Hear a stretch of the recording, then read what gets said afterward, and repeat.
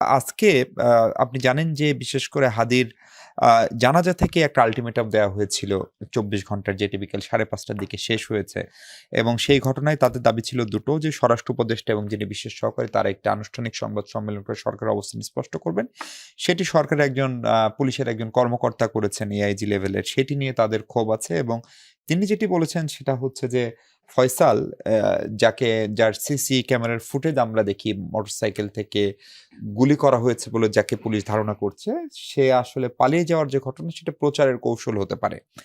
এটি যদি হয় তাহলে নিঃসন্দেহে সেটি ভালো খবর। তার মানে কি ফয়সালের খুনিরা দেশেই আছে? এই কথার কি মানে আসলে নাগরিক হিসেবে আপনি বুঝছেন? যদি দেশে থাকে তাহলে এই ৮ দিনে বা ৭ দিনে তাকে গ্রেপ্তার করা কেন সম্ভব হলো না? এবং এই দায়টা আসলে কে নিবে?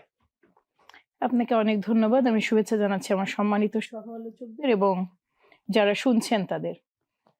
দেখুন, আপনি যে প্রশ্নটা করেছেন এই প্রশ্নটার মধ্যেই বোধহয় এটার উত্তরটা আছে। প্রথমত, ৮ দিন, ৮ দিনে খুবই কি বলবো, এটা খুব বিস্ময়কর বিষয়টা যে তার বাবা একজন ফয়সাল বলে যিনি কথিত খুনি, তার বাবা-মা, তারপর বোধহয় তার স্ত্রী এবং ২-১ জন ছাড়া তেমন কোনো উল্লেখযোগ্য অগ্রগতি কিন্তু আসলে দেখা যায়নি।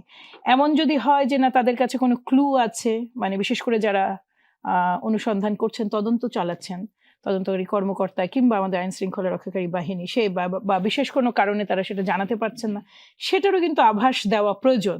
মুশকিলটা হয়েছে কি জানেন, যে আপনি কোনো গ্রে কথাও পাচ্ছেন না, কোনো হোয়াইট কথাও পাচ্ছেন না। আজকে কিছু কথা বলেছেন আপনি, যার কথা বলেন, বাট এখানে আপনি নিজেও শুনে দেখবেন, কনক্রিট কিছু হ্যাঁ, নেই। এইটাতে আসলে হয়েছে কি, ভেরি ভেগ টার্মস। এই বাংলাদেশেই ৫ই আগস্টের পরে আমরা প্রায় ৬০০ ৬৫০ অপরাধী যাদের খুব বিস্ময়করভাবে বাংলাদেশ থেকে বেরিয়ে যেতে দেখেছি।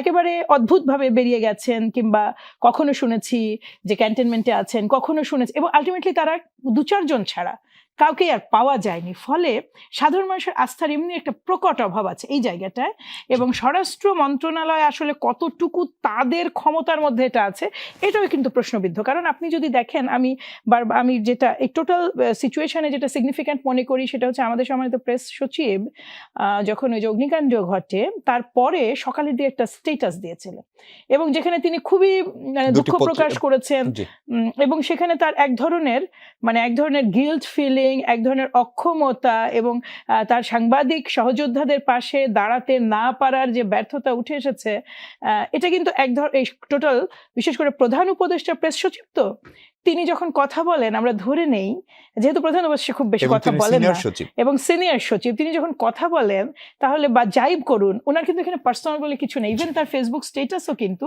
Is a official thing. আপনি যেভাবে দেখেন না কেন, সেই টোটাল স্ট্যাটাসটা যদি আপনি পড়েন, তাহলে এটা কিন্তু ইন্ডিকেট করে যে তিনি চেষ্টা করেও সময়ে সাহায্য পৌঁছাতে ব্যর্থ হয়েছেন। ফলে এখানে কিন্তু যেটা আমার মনে হয় যে সরকারের ইন্টেনশন এবং সরকারের অ্যাকশন, সরকারের ইন্টেনশন আছে। আমি প্রথম থেকেই বলছি যে দেখুন, সরকারের ইন্টেনশন আছে, কিন্তু কাজ তো করতে হবে তার জনপ্রশাসন কিংবা পুলিশ প্রশাসনকে দিয়েই। ফলে ওই জায়গাটায় কতটুকু আসলে এটা ইফেক্টিভ হচ্ছে, আপনি স্বরাষ্ট্র মন্ত্রণালয় এই মুহূর্তে এসে স্বরাষ্ট্র উপদেষ্টা পদত্যাগ চাইলেন, এখন এমন একটা ক্রুশিয়াল মোমেন্ট এই জাতির জন্য, আপনি যে অর্থে বলেন সংস্কার বলুন, বিচার বলুন, নির্বাচন বলুন, এই মুহূর্তে আরেকজন যিনি আসবেন তিনিও কিন্তু এই পাপেটেই পরিণত